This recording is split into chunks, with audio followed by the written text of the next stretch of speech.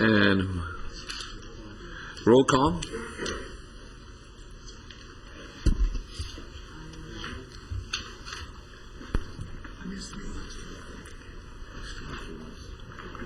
Supervisor Bennett, we know he's here in the back. Supervisor Parks? Hi. Supervisor Long? Here. Supervisor Ford? Here. Mr. Brennan? Present. Mr. Holden? Mr. Miller? Here. Mr. Morgan? Here. Mr. Sharkey? Okay, so we got a quorum? Yes, we do. Okay. And the Everyone please stand. Raise your heart. Hand over your heart. Ready to begin. I pledge allegiance to the United States of America and to the republic for which it stands, one nation, under God, indivisible, with liberty and justice for all. thank you, and I see Mr. Sharkey coming in. I think, yeah. Good. One chair for you here, John. And item number 4 is there's a request to continue the minutes to June 8th. A motion? Second. Motion second. Okay, Any opposed? Nope. That passes. Item number 5, any agenda review considerations? None? Okay. Okay. Second? yes. All in fine. favor? Okay. Any sorry. opposed? Who made the motion? I'm hearing. Kathy and- Okay, and who seconded? Thank Brian. you very much. Yes. My staff's bringing it in. Okay, hold on. Item number 6, any board comments? No? You're here? Glad to be here. Okay. Thank you. Okay, item number 7 is a public hearing, and this is on the public hearing regarding proposed Rule 7411 and the natural gas-fired water heaters. And Chair Zaragoza, members of the board, I'm Mike Villegas, Air Pollution Control Officer, and you're just going to have to bear with my cold here today, so I'll do my best. Unfortunately, due to a clerical error, your board's January 12th action adopting the amendments to Rule 7411 was null and void due to the fact that the notice was not published in the newspaper. The hearing is being repeated today, and we've checked, and the notice has been published, and we've determined that the error did not occur in district operations. As I mentioned in January of this year, the proposed NOx limits are identical to those in South Coast Rule 1121. As a result, there are many complying water heaters available in Southern California. The proposal will result in a total NOx reduction of 93 tons per year when the rule is fully implemented in 10 years. The proposed control measure is cost-effective when compared to your board's cost-effectiveness threshold of $18,000 per ton of NOx reduced. The district's advisory committee unanimously recommended adoption of this rule, and manufacturer representatives have stated that complying water heaters are available. I'll be happy to answer questions. thank you, Mr. Vegas. This is a public hearing, right? So we have to open the public hearing. And I don't have any speaker cards here. Is there anybody in the audience who would like to speak on this item? Seeing none, we'll close the public hearing. And what is the pleasure of the board? I'll move the item as presented. Second. First and second, all in favor? Any opposed? Thank you. Okay, item number 8, and this is the approval of the proposed Ag Assistance Program projects for the Emerald Mist farms. Good morning, Chair Zaragoza, board members. I'm Chris Frank, Air Pollution Engineer. The Agricultural Assistance Program was established in 2005 to help farmers pay for the compliance costs of state air quality regulations. The Agricultural Assistance Program is funded by a $2 DMV surcharge on car registration fees. Today we're recommending your approval of $92,918 in agricultural assistance grants to help 2 farm operations repower irrigation pumps with lower emission diesel engines, and a third grant to repower a water well pump with a grid-powered electric motor. The combined emission reductions from these projects will be about 2 tons per year of ozone precursors, 0.606 tons per year of diesel particulate matter, and 211 tons per year of carbon dioxide. Your approval would authorize the APCO to sign the grants and make any necessary administrative changes. We're also proposing a change to the standard agreement that grant recipients must accept before receiving funds. In March, the Air Resources Board eliminated the requirement that grantees must continue to operate funded equipment at a rate of at least 70% of their historical operating hours. This change will remove that requirement from the grant agreement and the associated requirement for grantees to return the grant funds in cases where unforeseen circumstances result in fewer annual hours of operation. And that's all I have. I'm glad to answer questions. Thank you. Any questions? Okay, thank you. What's the pleasure of the board? I see no question. I'll go ahead and move the item. Second. First and second. All in favor? Any opposed? Okay, thank you. Item number 9 is the public hearing regarding adoption of 2010 memorandum of agreement with service with the SEIU 721. John Cole. Mr. Chairman, members of the board, what you have is the hearing for the adoption of the 2010 Memorandum of Agreement between the Service International Employees Union and the APCD. This is the one-year agreement in which the SEIU leadership and their membership very responsibly agreed to take a 3% reduction in the employer's contribution for their retirement, and their employees pick up 3% of base pay. Previously, the employer paid 4%. The employees will now pay 3% of their own base pay toward retirement, leaving them with a 1% amount that we pick up.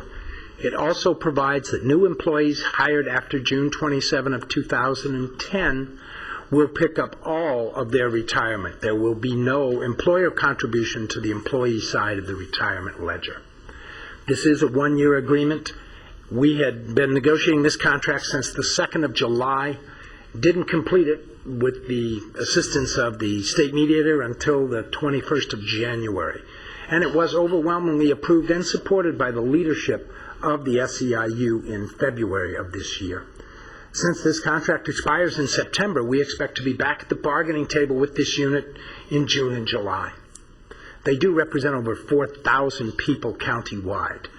Their impact in your agency is rather minimal. The net savings in your agency will be only $27,000, but for the county it was almost $3 million in total. Okay, thank you, John. Is there any questions, Mr. Nicole? Yes, Mr. Moore. This is similar to what they did with the firemen and others, correct? Firemen as yet still have a closed contract. Their contract does not expire until April of 2011. This is in effect what we did with the managers.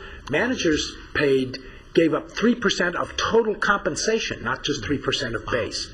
Sheriff's deputies came a year in advance and gave up 2.5% of total compensation a year in advance of the expiration of their contract. Wow, okay. And other SEIU employees, too. And all the SEI employees are covered by this. And we're currently in bargaining to try to get the 3% reduction from the other 8 bargaining units currently. Any other questions, Mr. Nicole? I think this is a public hearing, right? I'm going to open the public hearing. Is there anyone that'd like to share anything with us? Seeing none, I'll close the public hearing. What's the pleasure of the board? First and second. All in favor? Any opposed? So, thank you, John. Number 10 is to receive and file the New Source Review Rule Annual Report. Ms. Vegas. New Source Review is the program that addresses emission increases from new and modified stationary sources. The program requires any newer modified facility to apply best available control technology, and larger facilities are required to provide emission offsets for any emission increases. Attached to the board letter is our annual report for 2009 on our annual equivalency program, which was established by Rule 2611. The purpose of the equivalency demonstration is to show, as a whole, that the district's new source review program is equivalent to the federal new source review program for emission offsetting. District rules require that when emission reductions are banked, they are surplus, meaning there are no requirements that would applicable to those emission reductions when they are deposited into the bank. However, federal policy states that these credits need to be surplus at the time they're used. In other words, when they're withdrawn from the bank. And the issue that California had with the federal policy is that after you bank the credits under the federal policy, you're never sure of the value of your bank account. You could have put 10 tons of emission reductions into the bank, but until you actually try to withdraw it, you don't know what the discount is going to be at some future date. So it could be 9, it could be 8, it could be 7 tons, a lot of uncertainty. So what we did is we worked with VACITA. They urged us, and we established an equivalency program to demonstrate that our rule meets the federal standards. And what it does is it creates a situation where our major sources or a major modification would not be subject to the federal requirement, and provides them with regulatory relief. And once again, we've demonstrated equivalency. I'll be happy to answer questions. So we maintain our procedure then? Yes. Okay. Any questions? Okay. What's the pleasure of the board? Move recommendation. Second. First, second, all in favor? Any opposed? Thank you. Okay, let me see. Item 11 is a contract for laboratory services between the Air Pollution Control District and Sacramento Metropolitan Air Quality Management District. Good morning, Mr. Chair, members of the board. I'm Keith Duvall, representing the APCD. Since 2001, the district has provided laboratory and data management services to support the Sacramento Air Quality Management District's Photochemical Assessment Monitoring Stations program, or otherwise known as the PAMS program. The Sacramento Air District has offered us a new contract for another 2-year period. Our current estimate of the annual revenue from this contract is about $35,000 to $45,000 per year.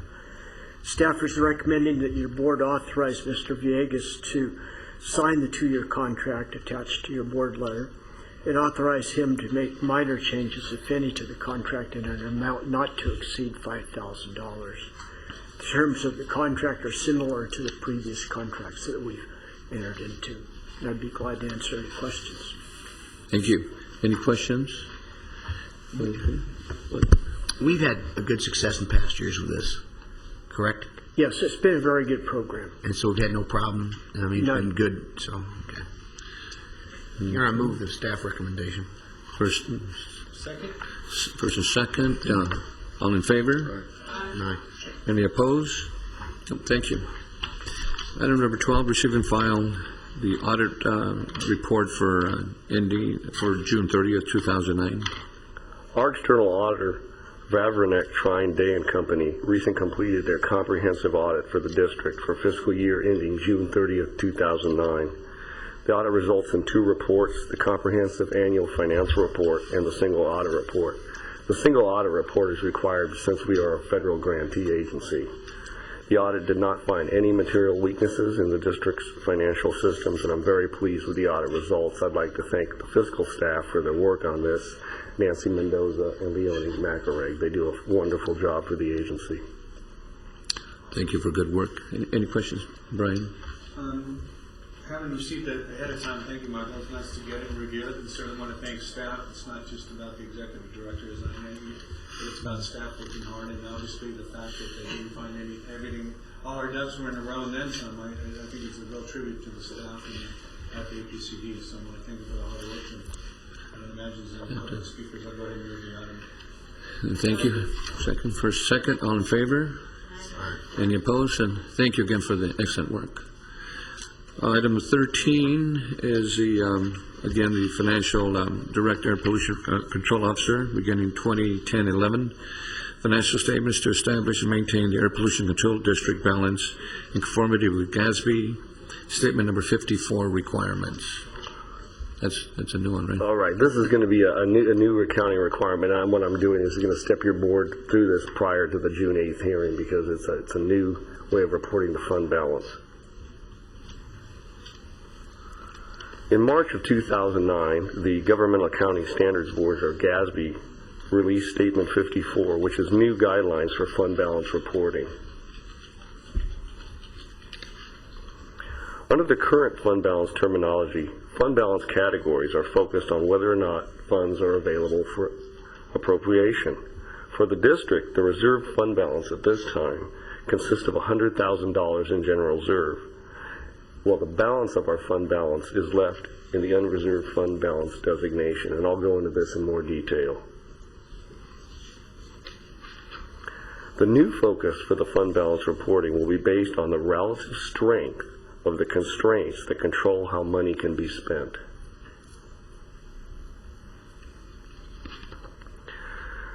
I'm going to go through the current classifications right now. As I said before, in the reserve classification, we have $100,000 in general reserve. In unreserved but designated, we have a litigation reserve of $300,000, a fixed asset acquisition reserve of $200,000, a reserve for motor vehicle projects of $100,000, and the remainder for fee stabilization. In the unreserved and undesignated classification, we have what's been happening recently is since we've been having net savings, these are the annual net savings that come in at the end of the year. The GASB 54 classifications for the fund balance are going to consist of 5 components based on the relative strength of the constraints that control how these amounts can be spent. The first is the non-spendable. Non-spendable fund amounts are not in a spendable form. They could be something like inventory or required to remain intact, and that could be something like a permanent endowment. We do not expect any district funds to be in this category. For the restricted funds, these are funds that are subject to a specific purpose and are stipulated by external enforceable legal restrictions, such as something applied by a creditor or through enabling legislation. On the enabling legislation fund, what we expect to have in here would be any unspent funds from the Carl Moyer program at the end of the year, or for Proposition 1B, for example. For the committed funds, these are funds that can only be used for a specific purpose, and we'll be recommending that the $100,000 general fund be placed in this category. For the assigned funds, this category is a less stringent process than the committed category. The fund amounts are intended for specific purposes, and the intent can be made by the governing body or a designee, such as the standing committee or myself. And for this category, it's going to be very similar to what we had in the undesignated reserve. You're going to see fixed asset acquisition at $200,000, litigation reserve at $300,000, a reserve for motor vehicle projects, which we hope to bump up to $200,000, and then we'd like to set in additional funds to keep the fund balance at a level of 4 to 6 months of total annual budgeted expenditures, which is the fund balance target. In the unassigned fund balance, staff will be recommending that this classification contain the remainder of the fund balance, which is substantial in our case, which would be for the purpose of revenue stabilization. That's all I have. I'll be happy to answer questions. As like I said, the recommended action is for your board to send us off to implement GASB 54, and we'll be working with the auditor controller on this.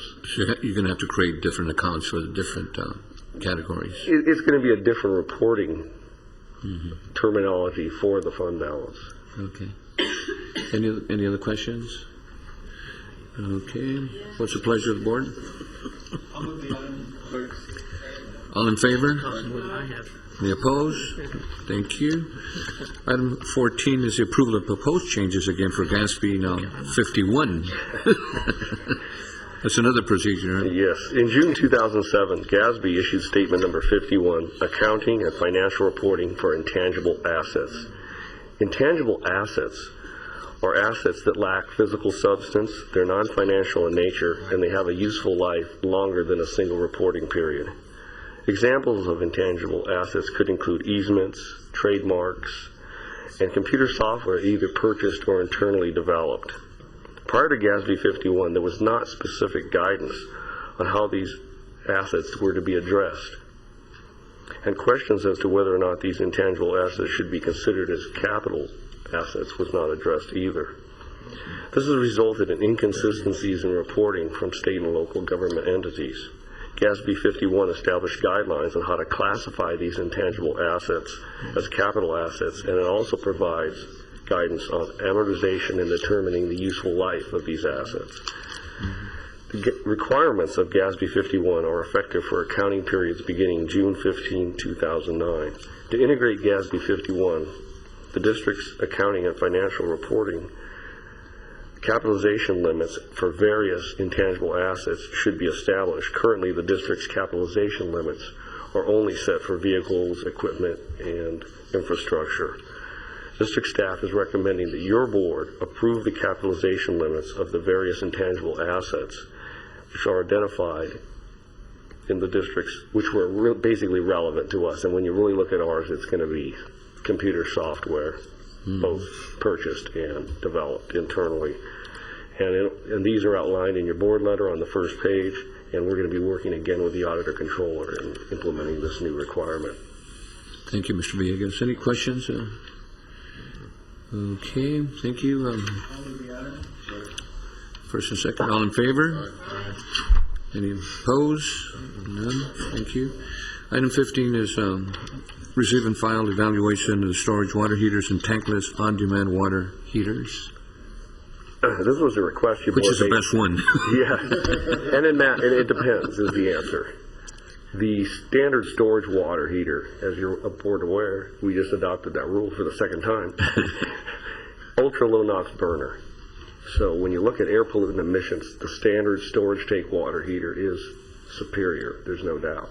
The tankless water heater is more efficient, which means it burns less natural gas to heat the same amount of water, which means it has lower carbon dioxide emissions, which gives it an advantage on the climate change front. So it really depends where you want to go. I like people to know it's very expensive. It can be quite expensive to put the tankless in. But you just say you had a one-story home with the water heater in the garage. It can be very cost-effective. You can receive payback in 7 years with a tankless unit. One of the changes you have to make in why I said a one-story is you need a larger vent pipe with these higher BTU units. So in your garage, that's not such a big deal. It's generally open, and worker can get in there, put in a larger vent pipe, larger hole to the roof. In my case, in a two-story home, where my vent pipe actually goes through an external wall, that would be quite cost-prohibitive, and the payback would be much longer than 7 years. Yes, and the cost of that one, the tankless is about $800 or so, you said, and then the modification to get it up to. That's what really can run up the cost. Like Morgan? You know, another advantage of the tank is that if we do have a major disaster, we've got a water storage area out there. With the tankless, we have nothing. And so I think that I'd prefer the tank myself. Isn't it a significant savings to the homeowner, though, the tankless one? Yeah, like I said, the payback's about 7 years, where you start saving money on the lower energy costs after you've paid for your initial capitalization for the unit and the modification.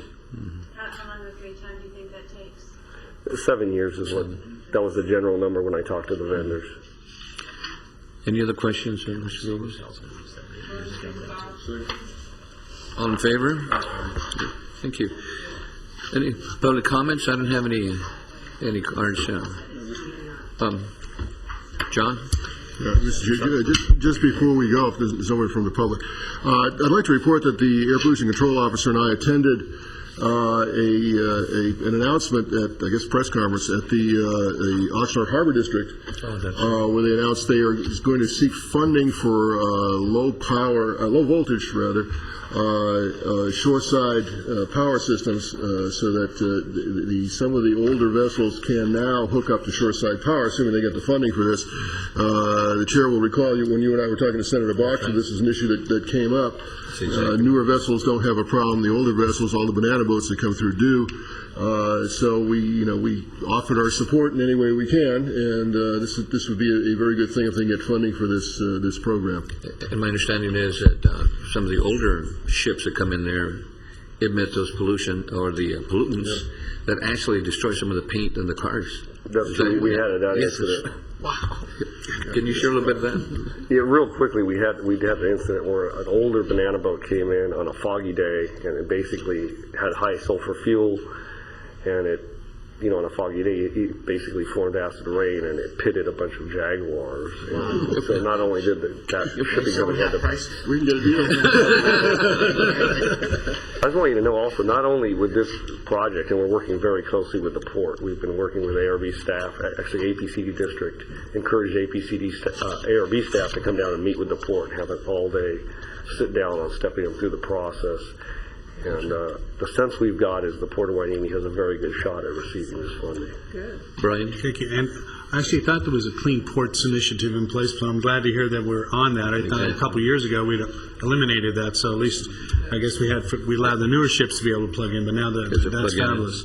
But I do want to thank, and just thank Michael, thank staff again, Don especially. We gave this, the tankless water heater while we just kind of blew through it.